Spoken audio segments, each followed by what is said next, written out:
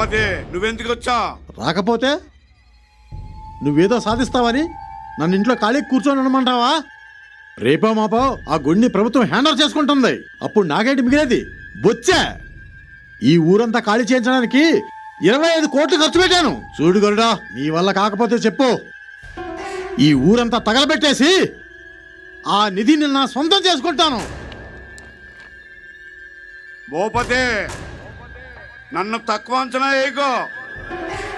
నన్ను ఏదో తెలియని శక్తి అడ్డుకుంటుంది. అదేదో కనిపెడతాను. 2 రోజులు టైం ఇయ్యి, లేదంటే నా ప్రాణం తీసుకుంటా.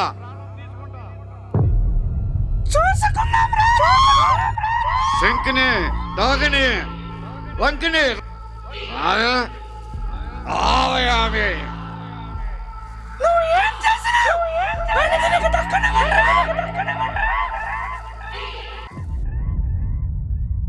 ఒరే సూర్య, ఎప్పుడొచ్చావురా? కనీసం ఫోన్ కూడా చేయలేదు. బట్టలు సర్దుకుంటున్నాడురా. కంగారు పడకు నాన్న, నేను ఎక్కడికి వెళ్ళిపోవట్లేదు. ఆఫీస్ పని మీద శివపురం వెళ్తున్నాను అంతే. ఏంటి శివపురమా? నువ్వు చెప్పేది కోట బొమ్మలి దగ్గర శివపురమా? అవును నాన్న, ఆ శివపురమే. ఎందుకు అలా అడిగావు? అయినా ఎందుకు ఇలా కంగారు పడుతున్నావు? సూర్య, నీ పరిస్థితి బాగలేదు నాన్న. ఈ సమయంలో అంత దూరం వద్దురా. నా మనసు ఏదో కీడి శంకిస్తుందిరా.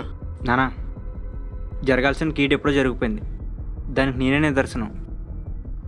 ఒరే సూర్య, నువ్వేమైనా అనుకో, కానీ నువ్వు అక్కడికి వెళ్ళడం నాకు ఇష్టం లేదురా. సమస్య నీకు అర్థం కావట్లేదు నాన్న. నేను వెళ్ళకపోతే కంపెనీ మూతపడుతుంది. నా జీవితం ఎలాగో ముగిసిపోతుంది. 100 మందికి జీతాలు ఇచ్చే అక్కడ కంపెనీ ఎందుకు మూతపడాలి? వెళ్ళొస్తాను నాన్న. ఒరే సూర్య, ఆగరా, నీ చెప్పేది వినరా.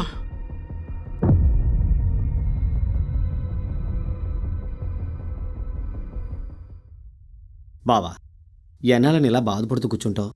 నువ్వెలా బాధపడుతూ కూర్చుంటే ఈ పొలాలు, దానికి సంబంధించిన లెక్కలు ఇవన్నీ ఎవరు చూసుకుంటారు? అరే బావా, ఈరోజు నా కొడుకు అశోక్ పుట్టినరోజురా. వాడిక్కడ లేకపోయినా ఎక్కడో ఒక చోట ప్రాణాలతో ఉంటాడని ఆశ మాత్రం ఉందిరా. ఒక పక్క వాడి భార్య వాడి గురించి ఆలోచిస్తూ ఏమైపోతుందో అని భయంగా ఉందిరా. వాడు మనతో లేడన్న విషయాన్ని జీర్ణించుకోలేకపోతున్నాను రా. కాసేపైనా వాడి గదిలో ఉంటే వాడు నాతో ఉన్నాడు అనుకుని బాధను మర్చిపోతాను రా. ఇలాంటి కష్టం ఏ తండ్రికి రాకూడదురా. ఇలా జరుగుతుందని మనం ఊహించలేదు. కొంచెం ధైర్యంగా ఉండు బావా. అరే బాబా, ఎవరో వచ్చినట్టున్నారు చూడు. సరే, నేను చూస్తాను.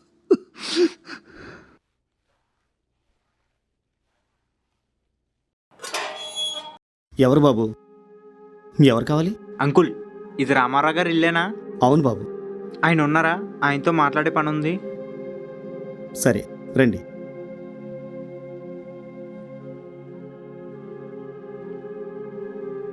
బావా, నేను కలవడానికి ఎవరో అబ్బాయి వచ్చాడు. ఎవరు? సార్, నా పేరు సూర్య. నేను హైదరాబాద్ నుంచి వచ్చాను. మీ అబ్బాయి అశోక్ గారు మా టీంకి హెడ్. సో లాస్ట్ మంత్ మిమ్మల్ని కలవడానికి అని చెప్పి ఇక్కడికి వచ్చారు. అప్పటి నుంచి ఇప్పటి వరకు మాకు టచ్లో లేరు. ఏమైందా అని కాల్ చేసి చూస్తుంటే నాట్ వర్కింగ్ అని వస్తుంది సార్. అసలు ఏమైంది సార్? బాధపడకు, ఊరుకో. అక్కడి నుంచి బయలుదేరినవాడు ఆ ఒక్క చోట ఆకుండా ఉంటే ఇప్పుడు నా బిడ్డ నాతో పాటు ఉండేవాడు. ఎవరికీ రాకూడదు అలాంటి పరిస్థితి. వాడు చనిపోయాడో బ్రతుకున్నాడో కూడా తెలియదు. వాడు చనిపోయాడు అనుకుందామంటే వాడి శవం కూడా దొరకలేదు. ఇప్పుడు వరకు బతుకున్నాడే అనుకున్నావు. ఈ క్షణం బావా, నువ్వు బాధపడకు, నేను కూడా మాట్లాడతాను. లేదు బాబు. మీరు ఒకవేళ కంపెనీ ఇచ్చిన కారు కోసం వచ్చి ఉంటే కారు అక్కడ ఉంది, తీసుకువెళ్ళండి. అంకుల్, సార్కి ఎలా జరిగిందంటే నేను నమ్మలేకపోతున్నాను. అక్కడ కంపెనీకి సంబంధించిన డీటెయిల్స్ అన్నీ సార్కే తెలుసు. ఇప్పుడు ఏం చేయాలో అర్థం కావట్లేదు అంకుల్. బావా, మొన్న మన కారు కడుగుతుంటే మన పని మనిషికి కొన్ని కాగితాలు ఫైల్స్ దొరికినాయట. అవేమో సరే బావా, అబ్బాయి చూసుకుంటాడు, తీసుకెళ్ళి ఇచ్చేయి. ఇప్పుడే తీసుకొస్తాను.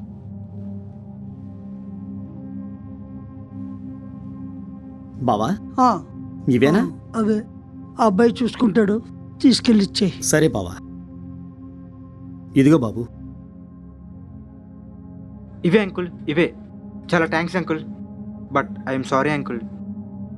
ధైర్యం చెప్పాల్సిన ఈ టైంలో నా స్వార్థం కోసం వచ్చి వెళ్ళిపోతున్నాను. నువ్వేం చేస్తావు బాబు, వాడి తలరా రాసి ఉంది. ఆ కంపెనీకి సంబంధించిన కాగితాలన్నీ ఉన్నాయి కదా. వెళ్ళొస్తాను అంకుల్. నువ్వు జాగ్రత్తగా వెళ్ళు బాబు.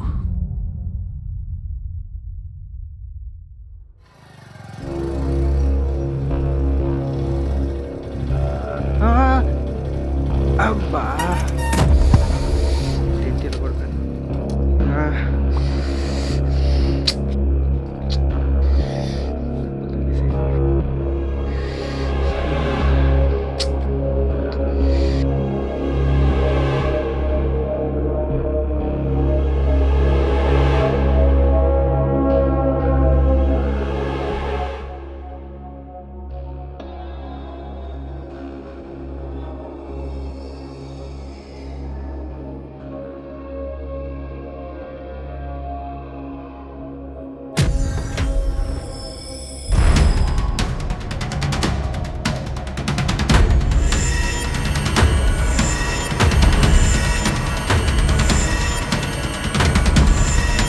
సమరానికి సిద్ధమయ్యే సమయం ఆసన్నమయ్యే.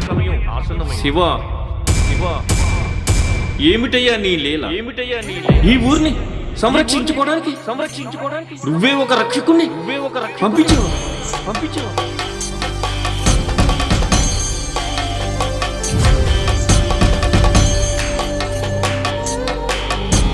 ఎవరో పిక్చర్లో ఉన్నాడు. అక్కడ ఏమీ లేదు. ఎలా పడ్డానబ్బా?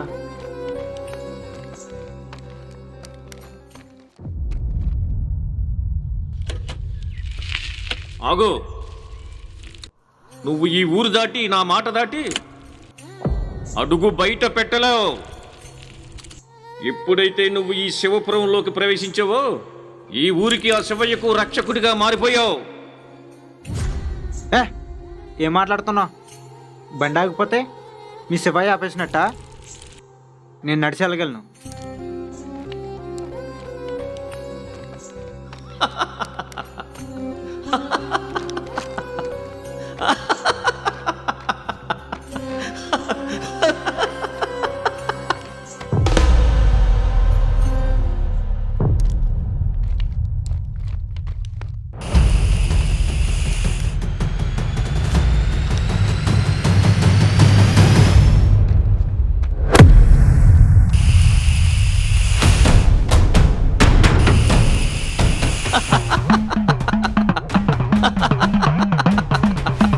హరహర మహాదేవా.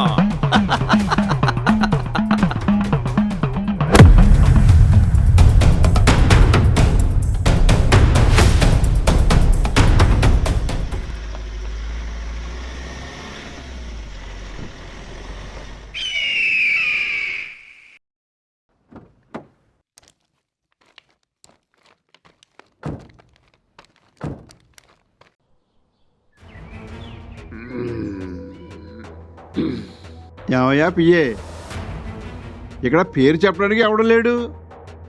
ఈ అడవిలో ఆ గుడికి దారిలో తెలుస్తుందయ్యా. తిరగలేక నీరసం ఓ పక్క, ఆ నిధి దొరకదేమో అని భయం ఓ పక్క. ఎవరైనా సంపాదించిన దాంట్లో సగం దేవుడికి దానం ఇస్తారు. ఆ దేవుడి కొండంత నిధిని మీకు తేరగా ఇచ్చేస్తున్నాడు. ఎంతైనా మీ రాజకీయ నాయకులు అదృష్టవంతులండి. ఈ నిధి కూడా తేరగా కొట్టేస్తున్నారు. తేరగా ఎలాగిచ్చేస్తాడయ్యా? ఆ నిధి కొట్టేయడానికి ఎంతమంది పట్టుకొట్టాలో తెలుసా? ఆఖరి డబ్బులు చూపిస్తే ఎటంటే అటు మారిపోయే నీలాంటి చిల్లరగాళ్ళకి కూడా ఇవ్వాలి. ఏంటి మినిస్టర్ గారు, ఈ మీ పిఎం మాటలా లేకపోతే మీరే మాట్లాడిస్తున్నారా? మీ స్వార్థానికి నేను సాయం చేసి మీరు తిట్టినా కొట్టినా చేతులు కట్టుకుని ఉండాలా? నేను వెళ్ళిపోతున్నాను, మీరే చూసుకోండి. నువ్వు ఆగవయ్యా. ఏమయ్యా పియ్యే, పెళ్ళైన మొదటి రాత్రే మూడో మొగుడొచ్చి మధ్యలో దూరినట్టు ఇతన్ని ఎందుకయ్యా కలుగుతావు? ఇంకా సంవత్సరం ఉందయ్యా నా పదవి. నెక్స్ట్ ఎలక్షన్కి పైసా లేదు.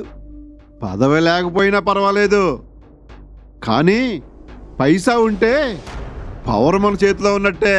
అందుకే మనకు ఆ నిధి కావాలి. ఆయన ఎవరో స్వామీజీ గారు వస్తున్నారు. ఆయనకి ఏమో తెలుసో అడిగిదామండి.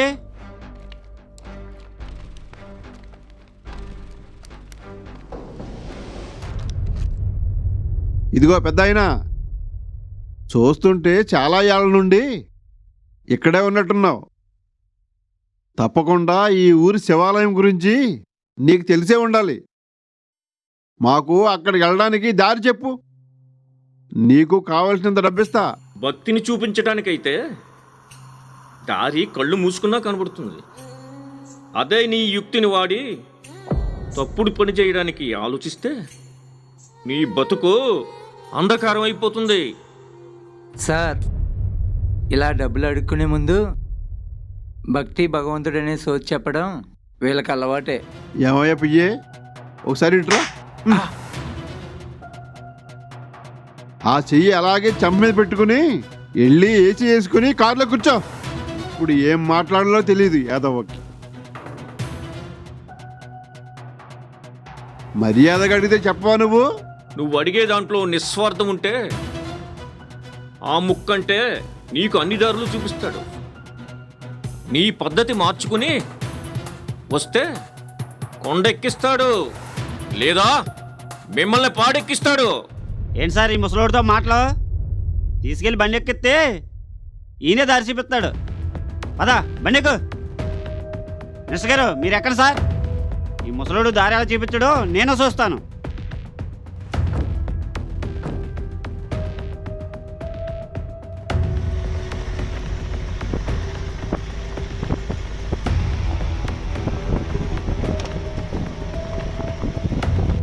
శివ, ఆ గుడికి దారి తెలిసిన వెంటనే పని మొదలుపెట్టేయాలి. ఎవడడ్డొస్తాడో నేను చూసుకుంటా. 2 రోజుల్లో ఆ నిధి నా సొంతం కావాలి. ఎక్కడి నుంచి అయినా సరే మనుషులు తెప్పించు. వెంటనే పని జరిగిపోవాలంతే. పియ్యే, అన్నీ దగ్గరుండి చూసుకో. ఏంటయ్యా ముఖం అలా పెట్టావు? సారీ అయ్యా బాబు, ఏదో కొట్టేసాను ఆవేశంలో, ఏమి అనుకోకు, ఓకేనా? ఓం నమ శివాయ. సార్, మనిషి మాయమైపోయాడు. ఏంటి? అవును సార్, ఇక్కడ ఉన్నాడు. ఖరాబ్, మనిషి మాయమైపోవడం ఏంటి సార్? ఇక్కడే ఉండాలి కదయ్యా, ఇందాక మాట్లాడాను. నువ్వు కావాలనే చేస్తున్నావు అన్నీ. లేదు సార్, చెప్పాను కదయ్యా సారీ నేను కొట్టానని. నిజం చెప్తున్నాను సార్, నాకేం తెలియదు సార్. ఆ? ఏంటి ఆ పైన సౌండ్ ఏంటి? ఏమో సార్, అర్థం కావట్లేదు. ఏంటిది? ఏంటి ఇందాక ఆ పైన ఏమో సౌండ్? సార్, ఏమీ లేదు సార్ ఇక్కడ. ఏమో సార్, ఏమో మరి అర్థం ఏంట్రా కావట్లేదు. అంత పెద్ద సౌండ్ వచ్చిందేంటి? ఈ ముసలుడు ఏమైపోయాడు? సరే ఎక్కండి. ఇక్కడ ఏదో అంతా తేడాగా ఉందా సార్? ఇక్కడ నుంచి తొందరగా వెళ్ళిపోదాం సార్. బండి తీసేవా? బండి స్టార్ట్ అవుతలేదు సార్. ఆ? ఏం మాట్లాడుతున్నావు? స్టార్ట్ అవ్వడం ఏంటి? ఆ? ఏంటిది మళ్ళీ సౌండ్ వచ్చింది? దిగు.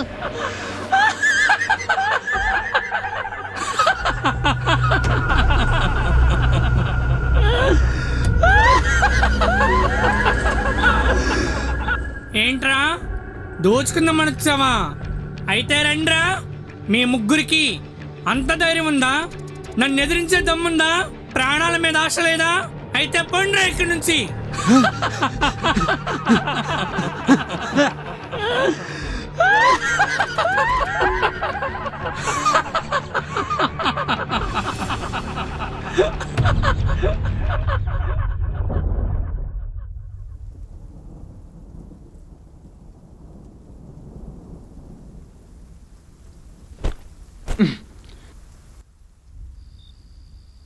అంతా నువ్వు అన్నట్టుగానే జరుగుతుంది.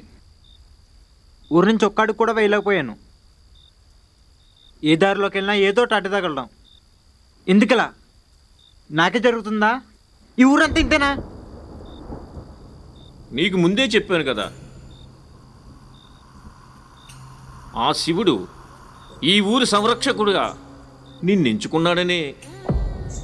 ఆయన ఆజ్ఞ లేనిదే ఒక్కడికి కూడా వెయ్యలేవని. మరి దీనికి పరిష్కారం ఏంటి? ఈ ఊరు వదిలి వెళ్ళలేనా? నాకు ఇప్పటి వరకు ఈ ఊరు తెలీదు, ఈ ఊర్లో ఎవరు కూడా తెలీదు. ఎలా? నువ్వే చెప్పు. దీనికి పరిష్కారం నా దగ్గర కూడా లేదు. ముల్లోకాలు పరిపాలించే పరమశివుడే దీనికి మార్గం చూపించాలి.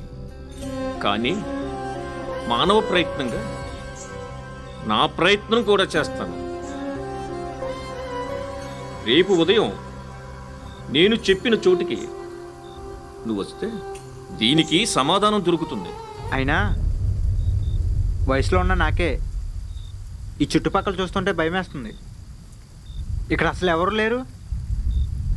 ఈ చెట్టు కింద ఇంత రాత్రిపూట మీరు ఒక్కరు ఇక్కడ ఏం చేస్తున్నారు? ఏరేనా సడన్గా ఎక్కడికి వెళ్ళిపోయారు? ఏరా అసలు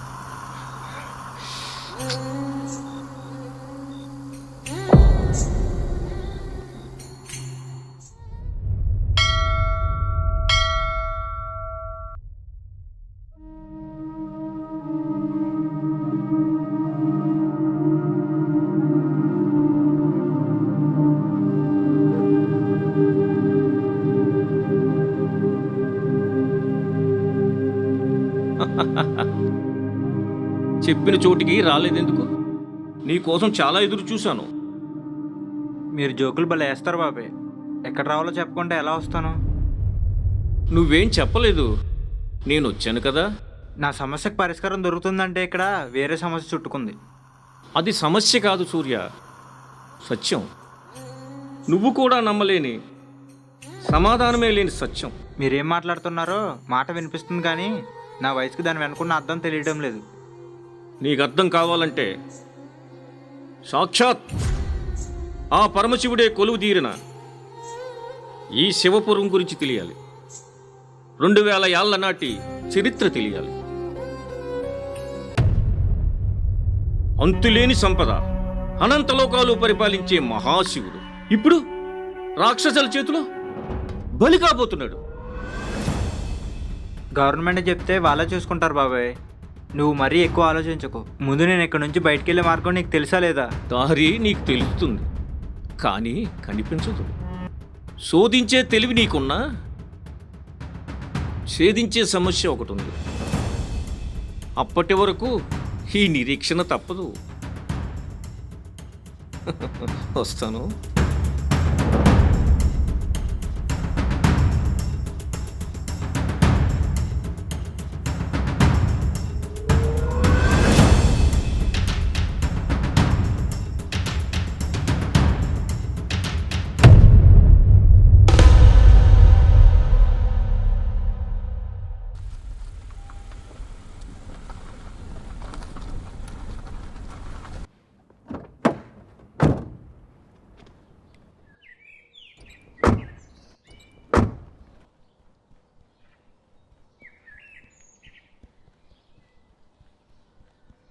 ఆ రోజు జరిగింది ఇంకా మర్చిపోలేకపోతున్నాయ్యా. ఏంటి మినిస్టర్ గారు అర్జెంటుగా రమ్మన్నారు? కంగారు పడుతున్నారు.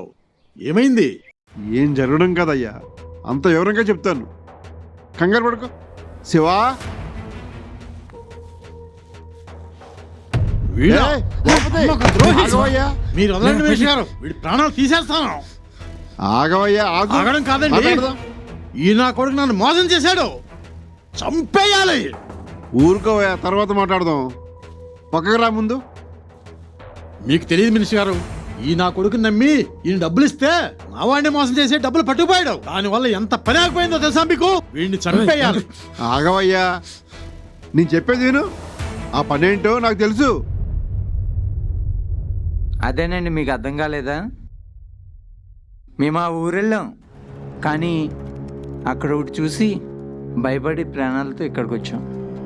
ఏం చూసి భయపడ్డారు? అసలు ఏ ఊరు వెళ్ళారు మినిస్టర్ గారు? అదే సార్, ఇంకే ఊరు? ఆ శివపురం. అవునయ్యా. ఏం జరుగుతుంది మినిస్టర్ గారు? అసలు శివపురం ఎందుకు వెళ్ళారు? అక్కడేం పని మీకు? అదేనయ్యా, ఆ రోజు నా దగ్గరకు వచ్చి అంత ధైర్యంగా సీఎంనే దించేస్తానన్నావు. దాని వెనక ఎంత రహస్యం ఉందో తెలుసుకుందామని వెళ్ళా. అక్కడికి వెళ్ళి చూస్తే కారు మీద దెయ్యం తలైలు ఊసుకుని భయంకరంగా ఇక్కడి నుంచి వెళ్ళిపోయినది. భయంతో పరిగెత్తుకొచ్చి ప్రాణంతో ఇక్కడ పడ్డాను.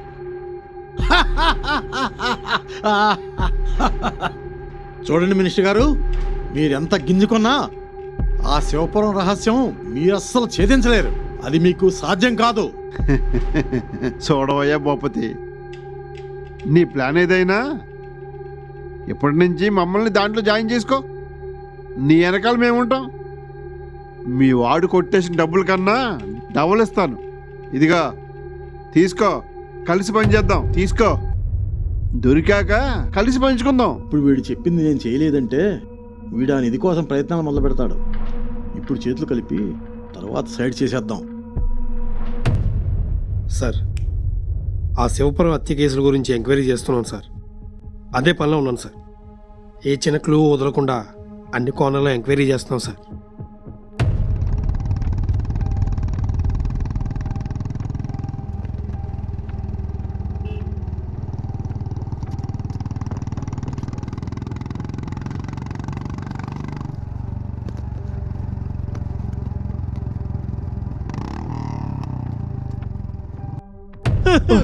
ఎవరయ్యా నువ్వు? ఎస్ఐ గారు, ఏమైంది బాబాయ్?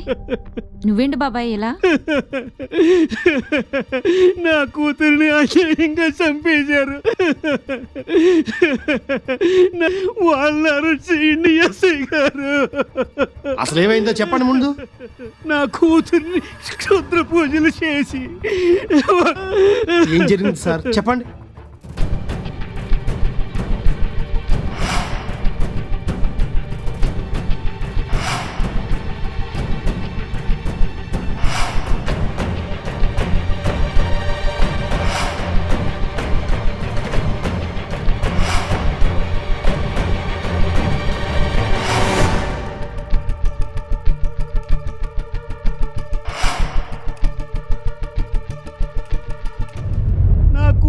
ఆయన చెప్పిన ప్లేస్కి నేను వెళ్తాను, నువ్వు స్టేషన్కి వెళ్ళిపో. మీరు బండి ఎక్కండి. వాళ్ళని మాత్రం వదలకండి ఎస్ఐ గారు.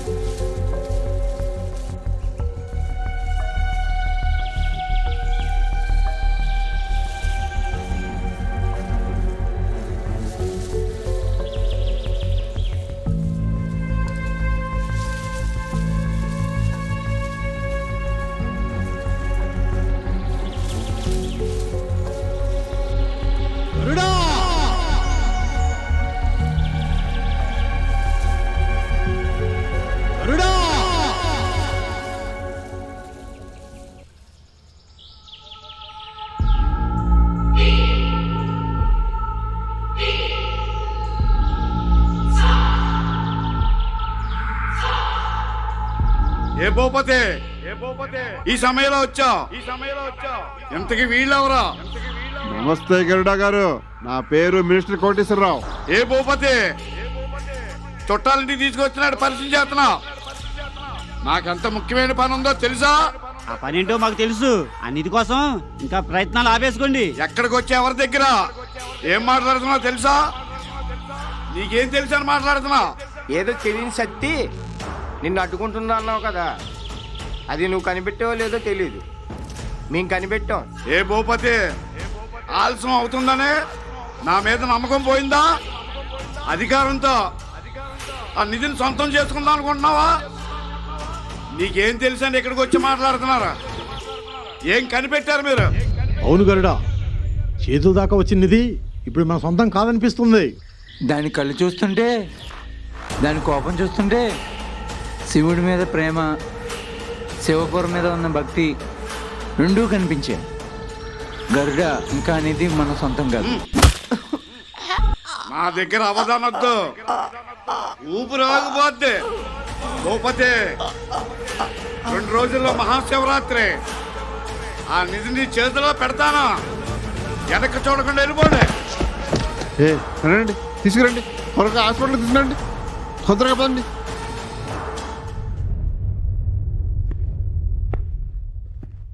ఓకే సార్, వస్తున్నాను సార్. సార్, ఏమైందమ్మా? ఎవరు సార్, మీరు? మీతో ఒక ముఖ్యమైన విషయం మాట్లాడాలి సార్. చూడు మిస్టర్, నాకు కొంచెం పని ఉంది, మళ్ళీ సార్ చాలా ఎమర్జెన్సీ సార్, ఒక ఇంపార్టెంట్ విషయం మీతో మాట్లాడాలి please sir. Give me 10 minutes. I will tell you what happen actually. చూడు మిస్టర్, సూర్య సార్. చూడు సూర్య, ఊళ్ళో జరుగుతున్న హత్య వెనక ఉన్న రహస్యాలు అంత చిక్కగా మేము చాలా ఫ్రస్ట్రేషన్లో ఉన్నాం. అలాంటిది మీరు దొంగతనాలు ర్యాగింగ్లు అని చెప్పేసి చిన్న చిన్న కేసులు పట్టించుకునే సిచ్యువేషన్లో మేము లేవు. ప్లీజ్ తర్వాత కలవండి. సార్ ఆ హత్యలు ఎందుకు జరుగుతున్నాయి, ఎవరు చేస్తున్నారు మాకు తెలుసు సార్.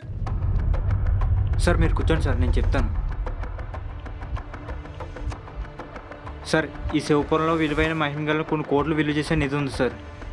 ఆ నిధి కోసం ఇక్కడ ఎమ్మెల్యే మరియు మినిస్టర్ ఆ నిధిని ఎలాగైనా సరే సొంతం చేసుకోవాలని చెప్పి ఒక మంత్రగాడిచే ఈ హత్యలని చేస్తూ ఇదంతా దయ్యమే చేస్తుందని చెప్పి మన ఊరు జనాలు నమ్మిస్తున్నారు సార్. ఇది పక్కా వాళ్ళ ప్లానే సార్.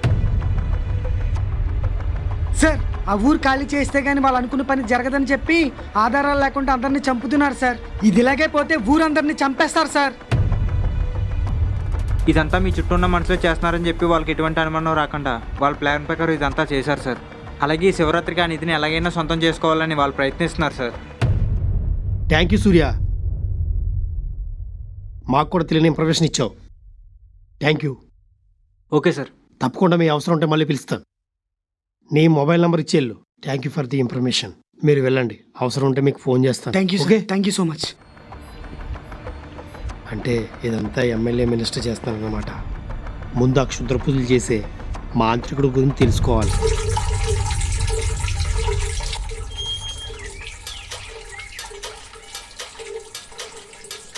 పంతులు గారు, శివపురంలో నారాయణరావు గారు అనే పంతులు గారు ఉండేవారు.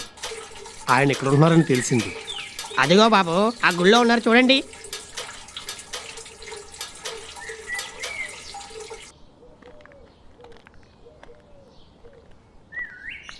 నమస్తే నారాయణరావు గారు. ఎవరు? నా పేరు విక్రమ్ సార్, శివపురం నుంచి వచ్చాను. ఏమన్నారు? శివపురమా? శివపురం అనే పేరు చెప్పగానే శివుడు గుర్తొచ్చి ఒళ్ళు పులకరించాలి కానీ మీరేంటి ఇలా ఉలుకుపడుతున్నారు? సాక్షాత్తు ఆ పరమశివుడే కోరి మరి నిధి నిక్షేపాలు కలిగిన ఆ కొండ మీద గుడి కట్టించుకున్న దివ్యక్షేత్రమే ఆ శివపురం. కానీ ఇప్పుడు అక్కడ జరుగుతున్న హత్యలు నా చెవిన పడుతుంటే ఉలిక్కి పడకుండా ఏం చేయను బాబు. ఆ హత్యల గురించి, ఆ హత్యల వెనక ఉన్న ఒక భయంకరమైన వ్యక్తి గురించి మీ దగ్గర తెలుసుకుందామని వచ్చాను. ఇతను మీకు తెలుసా?